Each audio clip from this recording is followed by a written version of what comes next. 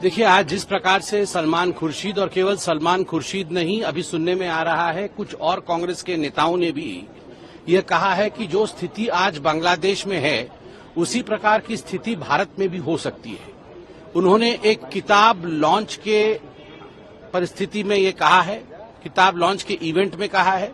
जो किताब का लॉन्च था उसका शीर्ष था the future of Muslims in India, शिकवाए हिंद मुजीबुर रहमान द्वारा लिखा हुआ ये किताब था। उसमें भारत में एक तरह से प्रोटेस्ट होंगे, भारत में आगजनी होगी, जो बांग्लादेश में हुआ है वो भारत में होगी, इसकी चेतावनी कांग्रेस पार्टी की तरफ से सलमान खुर्शीद जी ने दिया है।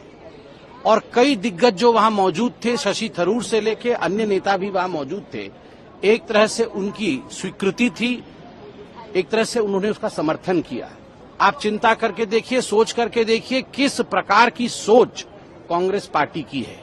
आज मुझे याद आता है जब पार्लियामेंट में खड़े होकर राहुल गांधी कहते थे कि इस देश में आग लगेगा, इस देश में दंगे होंगे, इस देश में प्रधानमंत्री जी के ऊपर हमला होगा, तो वो क्यों कहते थे? और जब विदेश यात्रा में राहुल गांधी जाते थे और कई लोगों से चोरी चुपके विदेश में जाकर मिलते थे और भारत के खिलाफ वहां कह के आते थे, तो आज मालूम पड़ रहा है आखिरकार मंशा क्या थी। यह बहुत ही गंभीर विषय है। जब भारत के चारों तरफ बाकी देशों में इस प्रकार की परिस्थिति देखने को मिल रहा है, कांग्रेस पार्टी जो देश का आज मुख्य विपक्ष है वह भी यही चाह रही है।